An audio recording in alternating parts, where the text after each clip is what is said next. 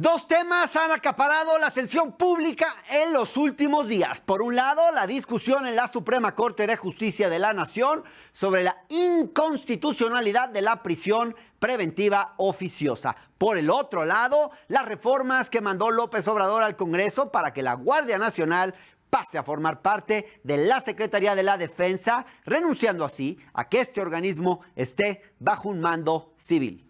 Lo curioso es, cómo el presidente ha usado el argumento de la corrupción para justificar la prisión preventiva oficiosa y la incorporación de la Guardia Nacional a la Sedena. Y de eso quiero hablarles. Porque de pronto pareciera como si la corrupción se hubiera convertido en una especie de comodín que sirve para justificar todo y no explicar nada.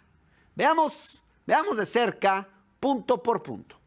Sobre la prisión preventiva oficiosa, así justificó López Obrador su llamado a que la Suprema Corte de Justicia de la Nación no la declare inconstitucional. La academia, las teorías más avanzadas de políticas públicas nos orientan a que se modernice el sistema judicial, garantizando más libertades. Pues sí, siempre y cuando tengamos verdaderos, auténticos jueces, incorruptibles.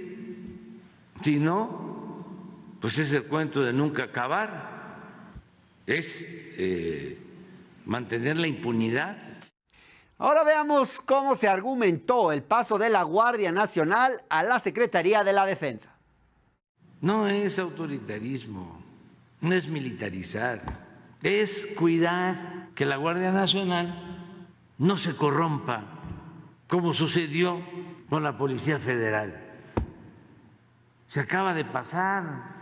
¿Por qué no cuidar a una institución para que con la vigilancia de la Secretaría de la Defensa se mantenga la disciplina, se mantenga el orden, la honestidad? ¿Lo ven ustedes? Tanto para justificar la prisión preventiva oficiosa como para defender el paso de la Guardia Nacional a la Sedena se ha puesto como argumento principal la corrupción. Pareciera de pronto que esa palabra se ha convertido en una suerte de comodín. Y sí, ciertamente es importante que este gobierno combata la corrupción, pero ¿es válido utilizarla como argumento para todo? Para el asunto de la prisión preventiva oficiosa se dice que es útil porque los jueces son corruptos y dejan escapar a los criminales. Esto puede ser parcialmente cierto en algunos casos, pero no se elimina con la prisión preventiva oficiosa, que mete en automático a la cárcel a personas acusadas de cometer ciertos delitos sin sentencia. La corrupción en el Poder Judicial se combate con una reforma de gran calado que limpie el sistema de justicia. Del lado de la Guardia Nacional se argumenta que se incorpora a la Sedena porque así no se va a corromper, supuestamente porque los militares no son corruptos. ¿Qué sostiene esta creencia? Ciertamente, hay encuestas de percepción que muestran que ante la ciudadanía tienen mayor confianza los militares y marinos que otras instituciones, como lo muestra la encuesta nacional de seguridad pública del INEGI. Pero una cosa es la percepción ciudadana y otra lo que pasa en la realidad. Porque hay indicios de que también puede haber corrupción en las Fuerzas Armadas, aunque es más complicado demostrarlo por la secrecía con la que mantienen su información. Un ejemplo de esto son las contrataciones públicas que hace la Sedena con la compra de insumos a sobreprecio, irregularidades en licitaciones y demás. ¿O qué decir de lo que se publicó en el informe de la Comisión de la Verdad sobre el caso Ayotzinapa? Un coronel tuvo en su poder a 6 estudiantes de la Normal Rural y ordenó su desaparición. Esto también es una forma de corrupción, porque muestra cómo el ejército estuvo coludido con el crimen organizado.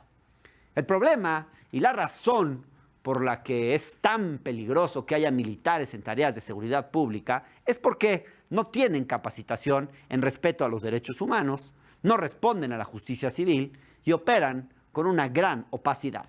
Es cierto, hay zonas del país en las que difícilmente se podría prescindir hoy de las Fuerzas Armadas. Es cierto, su presencia en este momento es muy difícil de evitar, nos guste o no nos guste, porque no tenemos una policía profesional en el país que pueda sustituirla. Es cierto, no podríamos de un día para otro hacer a un lado a los militares de las tareas de seguridad, porque, pues, ¿quién se encargaría de ellas?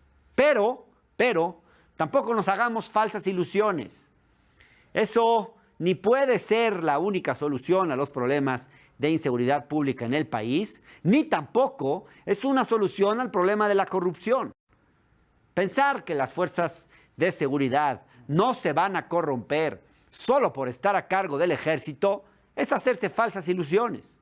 De igual forma, es equivocado el razonamiento de apoyar la prisión preventiva oficiosa para combatir la corrupción en el Poder Judicial.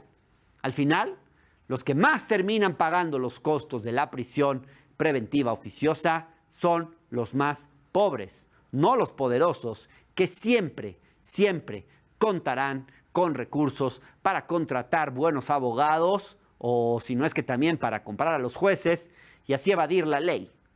Si realmente se quisiera terminar con la corrupción en el Poder Judicial, se necesitaría una reforma al Poder Judicial que, por desgracia, no ha sido prioridad para este gobierno.